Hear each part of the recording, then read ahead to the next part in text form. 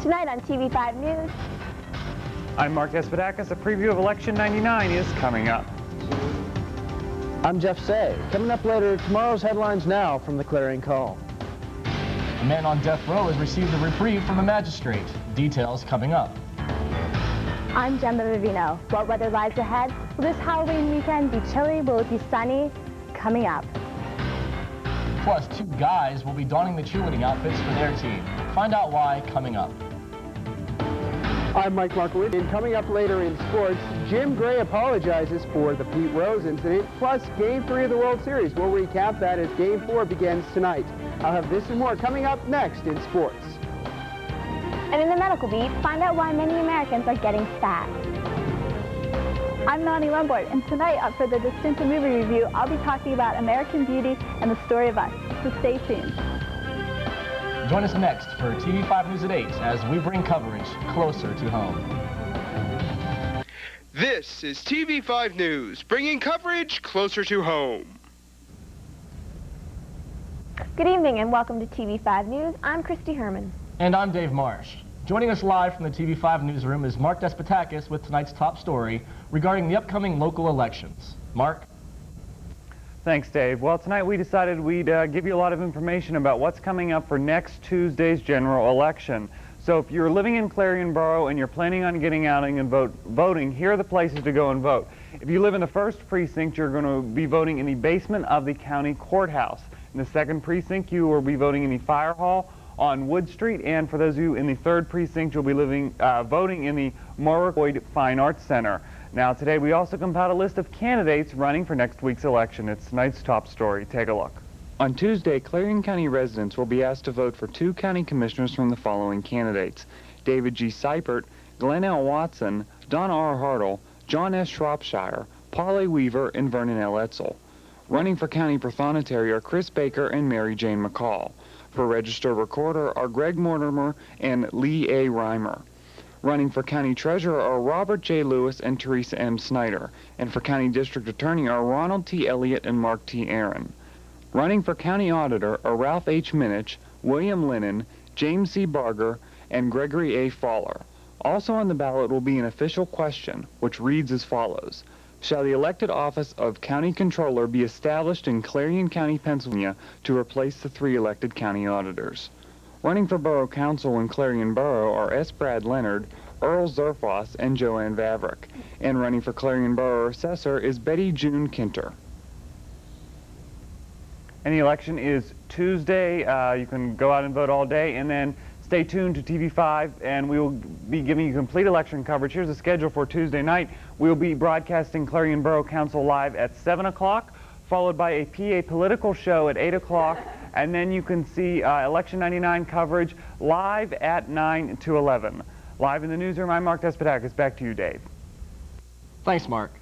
In Clarion, it was one birthday celebration none of the guests are likely to forget. The September 11th gathering in Highland Township culminated when Thomas Anderson allegedly aimed a shotgun at a man's face. Yesterday, Anderson was ordered held for trial on 2 counts each of simple assault, reckless endangerment, and making terroristic threats, as well as charges of possession of marijuana and drug paraphernalia. An 18-year-old family member testified against Anderson and said the defendant had pointed the shotgun at her boyfriend's face that night when they got together for a birthday party. A district justice sent an Elmora man to jail Tuesday after ordering him held for trial on charges he propositioned female students at Clarion University. 20-year-old Daniel Miller is charged with indecent exposure, open lewdness, and disorderly conduct in connection with the September 1st incidents. Miller had initially been released on his own recognizance, but District Justice Daniel George granted a motion by Assistant District Attorney Ron Elliott to increase the defendant's bail to $10,000 following a preliminary hearing. Miller was later taken to Clarion County Jail, where he is still being held at this time. A Girard man was ordered held for trial Tuesday on charges he sexually assaulted a 14-year-old girl last November in her Clarion home. 21-year-old Brian Baldwin is charged with statutory sexual assault, deviant sexual intercourse, aggravated indecent assault, and indecent assault. The alleged victim, now 15 and living near Tionesta, was the only witness to testify at the defendant's preliminary hearing in Clarion County Central Court.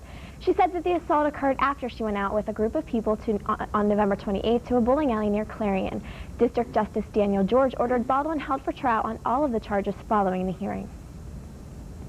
4 Clarion County schools won awards for improved performance from the State Department of Education. Last week, the DOE announced monetary awards given to more than 800 schools throughout the state for improved achievement tests, scores, attendance, and for VOTEC school jobs replacements rates. The 4 schools are Clarion Limestone Junior and Senior High, North Clarion Junior and Senior High, Clarion County Career Center, and the Clarion Area Junior and Senior High School. For the past 2 years, the state has given out monetary awards to schools that have shown improvement over the past year's test results. And although Clarion County Commissioners Sally Minnick and David Wagner agreed to transfer $10,000 to the Public Defender's Court-appointed attorney line item, Public Defender Jack I. Lowe believes he will need an additional $6,000 before December 31st. At the beginning of the month, Lowe requested the county commissioners transfer $10,000 from the county's general fund into the appointed courts. Minnick and Wagner approved the transfer from the county's contingency fund, which was recently replenished by using the $350,000 contribution for Clairview Nursing and Rehabilitation Center. Lowe expects he will need to seek the, at least an additional $6,000 before December 31st. Despite no written contract and without knowing the name of the firm they hired, Clarion County Commissioners Sally Minnick and David Wagner said they are progressing with the former county jail rehabilitation project. Minnick and Wagner approved a $130,000 transfer from the contingency reserve to the old prison renovation. Commissioner Keith Martin voted against the transfer. The transfer included a $100,000 match to a $100,000 preservation grant from the state Historical and Museum Commission. According to Wagner, the remaining $30,000 is for architect fees and demolition work in the former jail. After 18 years on death row, a man convicted of kidnapping his former girlfriend and shooting her in a cornfield has won a reprieve from a federal magistrate judge. If the ruling Monday by Judge Susan Baxter stands, Joseph Sukun will serve a life sentence plus 27 to 54 years. He is not eligible for parole. Sukun, formerly of Erie, shot Judy Snyder twice in the back in a Greene Township cornfield in April of 1981. He is an inmate of the state prison in Greene County. Ms. Baxter ruled that the trial judge read the jury faulty instructions during the death penalty phase of Sukun's trial in October of 1981. Sukun had lost 11 appeals in state and federal courts before entering his final round of appeals. The combination of two extremes, age-old land and brand-new computers, will join forces in a public demonstration Thursday of Venango County Assessment Office operations. The Assessment Office, the central registry of data on properties throughout the county, is undergoing an extensive update. 21st Century Real Estate Appraisal Company from Harrisburg is modernizing the information gathering efforts and putting the results on computers. On hand will be Peggy Davis, Chief Assessor for the county, and Robert Barr, President of 21st Century. Also attending will be the members of the 18-person Citizens Advisory Group. Deliberations on where the new UPMC Northwest Hospital will be built in Venango County may be getting some help from a county agency charged with community planning and development.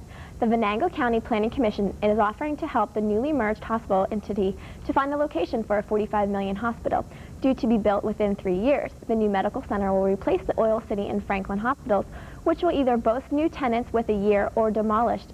Elected officials in a number of municipalities, including Cranberry Township and Sugar Creek Borough, have publicly expressed strong interest in having the new hospital built on their turf. One of the 2 students held responsible for broadcasting a pornographic video over a closed-circuit television channel at Shippensburg Area High School have been expelled. School officials say a second student reportedly involved in the October 15th broadcast is being evaluated for learning disabilities before the school board acts regarding his punishment. That student will begin in-school suspension next Monday. Vocal opposition has muddled the waters for a regional effort to improve safety conditions along the Allegheny River between the Veterans Bridge and the Petroleum Street Bridge in Oil City.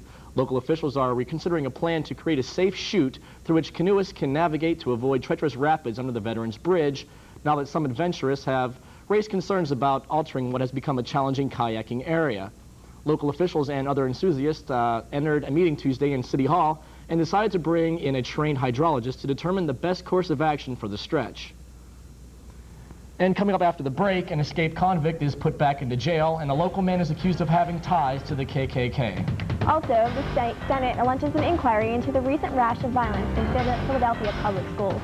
All this and more as TV5 News brings coverage closer to home. Uniting parents and children is an important part of the life of a community. Stand for Children encourages people to make a personal commitment to stand for the health of children. 300,000 Americans marched in Washington, D.C. last June to support Stand for Children Day. Stand for Children seeks to lift the belief that children need our help to stand. Who's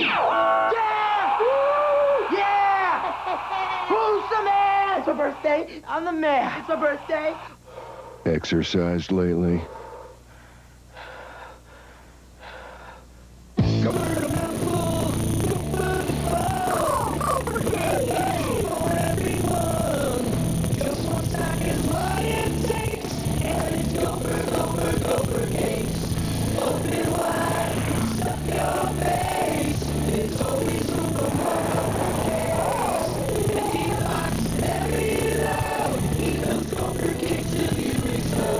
Exercised lately?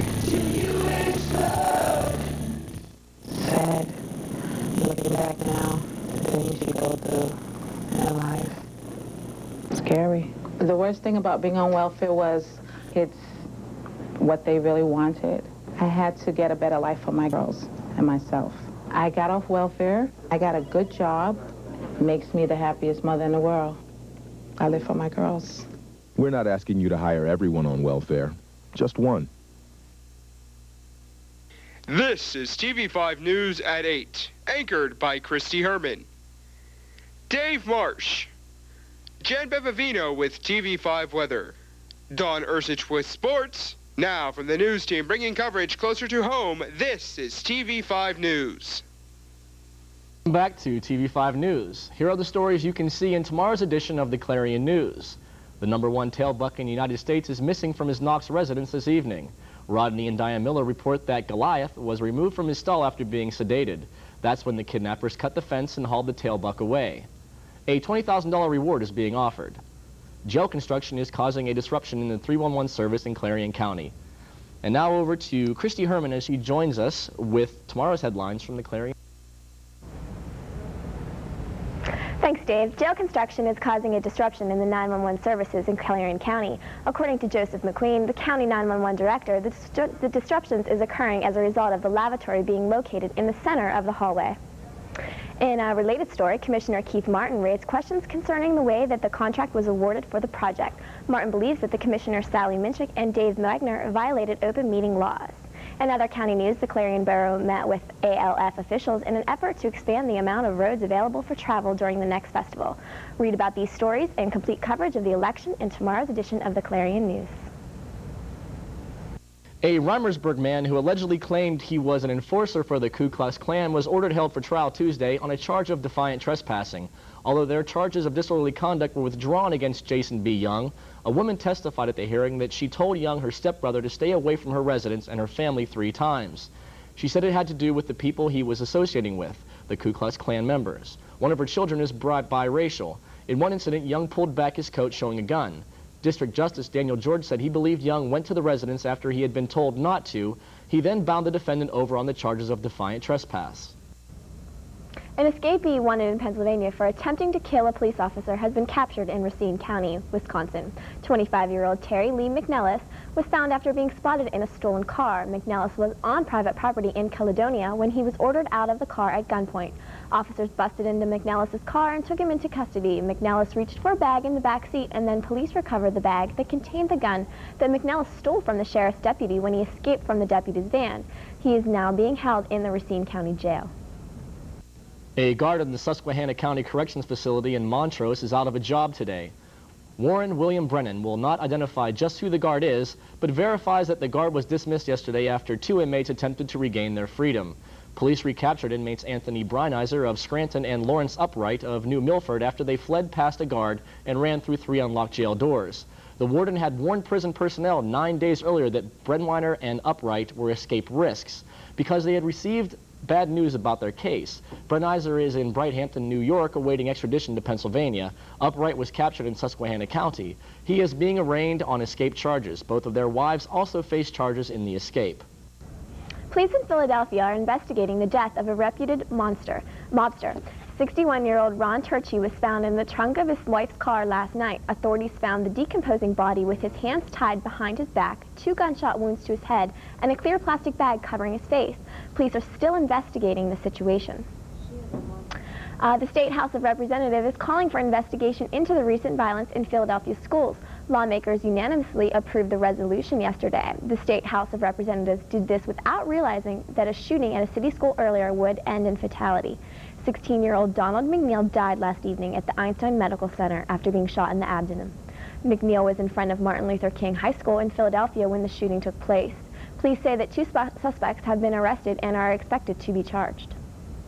Reports from Africa are saying that a former missionary from New Jersey has been slain by bandits. Authorities reported that 44-year-old Timothy Matchett of Haddon Heights was shot twice by thieves in the West African nation of Togo. Matchett's wife and 3 children reported the Philadelphia Inquirer that they heard the shots that rang out. She says she knows her husband is in heaven.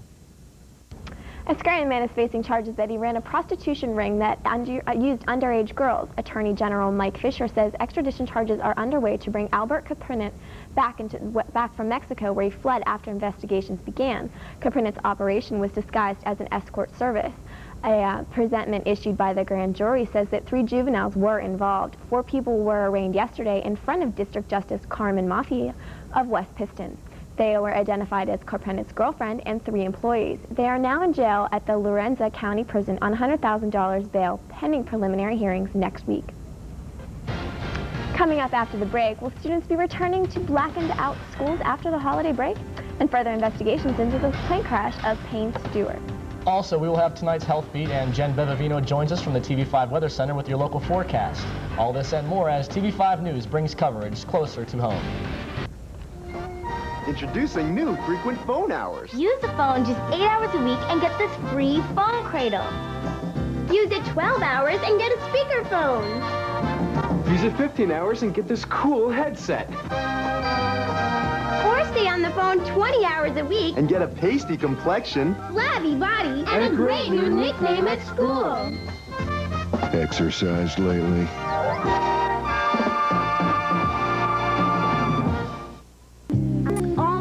There. I want my mother to be there. My hair's gonna be done so beautiful. A lot of music, a nice blue dress. I want to be beautiful for every single person that goes there. If I get shot, I want to have a nice funeral. Every day, 10 children are killed by gunfire. Help stop the violence. Call 1-800-WE-PREVENT for free information. Not one more lost life. Not one more grieving family. Not one more. It's not just about making plans. It's about making a difference and taking an interest, not just earning it. It's more than investing. It's about knowing you. My every hope, my life, my world, it all begins with a dream. Edward Jones, investing in you and your dreams. In Clarion, see Gary Martin, located on Main Street. Phone 226-7896. Welcome back to TV5 News. The Prime Minister of Armenia, as well as 4 other senior officials, are dead. Gunmen burst into the county's parliament chamber and opened fire. Prime Minister Vasiliki Sarkisian was rushed to the hospital after the shooting, even as the gunmen took hostages inside the building. Sarkisian was the #2 official in the government behind President Robert Cochrane. Sarkisian has been addressing the parliament as the gunfire broke out. Investigators still have many questions concerning the fatal plane crash involving Payne Stewart. The runaway jet went down in the South Dakota field. Officials have returned to the crash site looking for pieces of the plane inside a 10-foot deep crater. No information is being released yet. Kids in more than 1/3 of the nation's schools and colleges could return from winter break to find their schools blacked out. This is just a worst-case scenario in the Y2K study released today. 96% of the K-12 districts and 97% of the colleges insist they will be ready for the bug. Richard Riley, Education Secretary, is worried about the school's late start dealing with this problem. It leaves very little room for testing. Y2K-related failures in schools would have little or no direct impact on teaching and learning outside of lessons that involve information technology. The worst effects could happen to school heating and security. If you would like to protest in front of the Clintons' future house, you will need permission. Town officials in Chappaqua, New York, have passed a new ordinance. It requires approval from police for any outdoor assembly or march. Local officials hurried the new law when word was released that the Clintons were coming to town. The new house is estimated at $1.7 million, and it is in the state where Mrs. Clinton is eyeing a U.S. Senate seat. Colorado Governor Bill Owens has decided not to appoint a special prosecutor to probe the death of Joan Benet Ramsey. Owens says the right people are now working on the case. They are getting the right number and the right murder suspect. The grand jury wrapped up its work without bringing any charges. Owen says if he could speak to the dead girl's parents, he would tell them to stop hiding behind their attorney and to come back to Colorado to help with the case. In tonight's Health Beat, more Americans are gaining weight and getting larger. A study by the Center for Disease Control and Prevention shows 1 in 5 adults are obese. Another study showed that obesity-related diseases kill over 300,000 people a year. The effects show that most dramatic increases in younger adults, people with some education, and Hispanics. Also in tonight's Health Beat, the Food and Drug Administration has given the go-ahead for labels on soy-based products that say they can lower your risk of heart attack and disease. The labels will be similar to those highlights the cholesterol-lowering effects on oatmeal and bran products. Eating 25 grams of soy protein a day will significantly lower cholesterol levels, and foods with at least 1/4 of that amount will qualify for the new labeling. Children who begin treatment for asthma after diagnosis have increased chances they may outgrow the disease as adults. The American Lung Association shows the shorter the period between diagnosis and treatment may prevent persistence of the disease even in young adults. Asthma is a disease that is life-threatening. Of the approximately 14.6 million asthmatics in this country, nearly 1/3 are children under 18 years of age. Symptoms of asthma include coughing while exercising or even at rest, shortness of breath, wheezing sound when breathing, and tightness in the chest area. If you see or feel these symptoms, you should be examined by a physician. This information was provided by the Clarion Hospital and should not be used in place of consultation with your physician. And joining us now from the TV5 Weather Center is Jen Bevavino with a look at your local forecast. Jen? Good evening. I'm TV5's Jen Bevavino, taking a brief look at Clarion's current and extended weather conditions. Taking a brief look behind me at our current satellite imagery map, you'll notice that we do have a bit of a gray area covering the northwestern part of Pennsylvania. These clouds will be rolling northeasterly throughout the rest of the week, so we will not be seeing any more of those gray days. The sun will be shining through, and we will be receiving its warmth throughout the rest of the week. Taking a look at tomorrow's frontal map, you will notice that we are in the middle of a high-pressure system. So, as I said before, we will be seeing temperatures rise throughout the rest of the week. Hopefully, we will be seeing temperatures around Saturday rise high into the 70s region.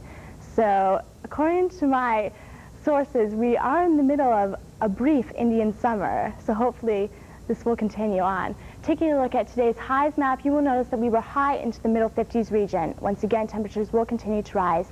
Taking a look at tomorrow's lows map, you will notice that tomorrow we will be low into the 30s region early in the morning. Temperatures will rise towards the rest of the day.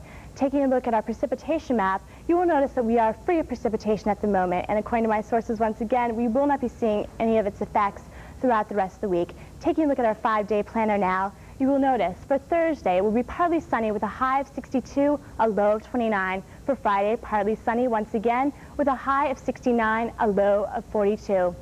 For Saturday, partly sunny with a high of 70, a low of 41. For Sunday, partly sunny with a high of 66 and a low of 42. And for Monday, the temperatures will be dropping a bit, but not much, with a partly sunny with a high of 55 and a low of 40. And that's Clarion's current and extended weather conditions. Back to you, Dave and Christy. Thanks, Jen. Coming up directly after the break, Mike Markowinski gives us a rundown on the world of sports, and Nani Lomberg and Carolyn Kelly provide us with the entertainment and the Hollywood beat.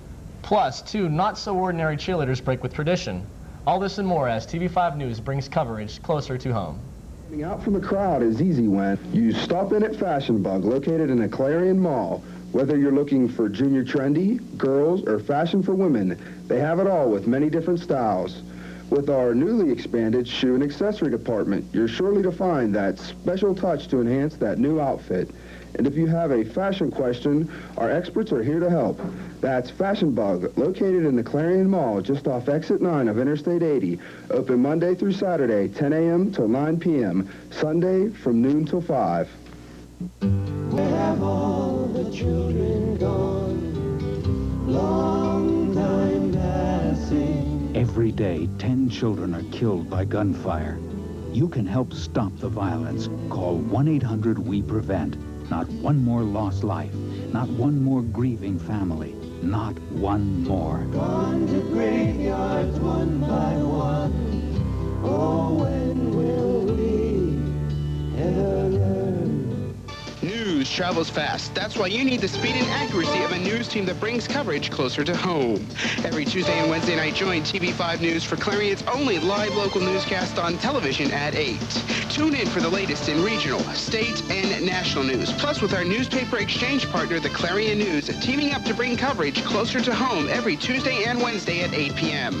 Clarion's only live local newscast on television at 8 is here on TV5.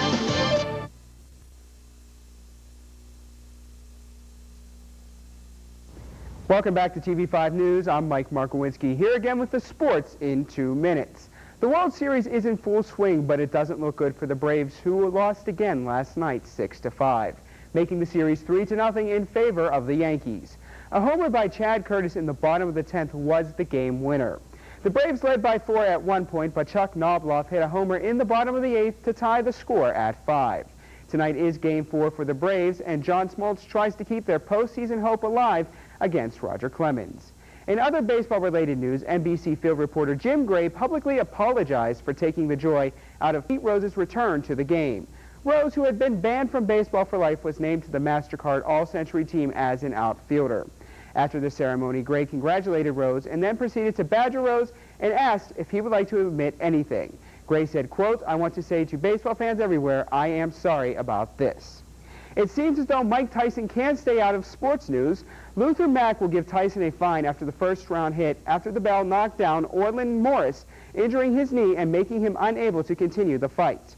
Mack says that he does not have a specific amount in mind, but he will prove that they are serious. Tyson's $8.7 million purse is being held until after the hearing.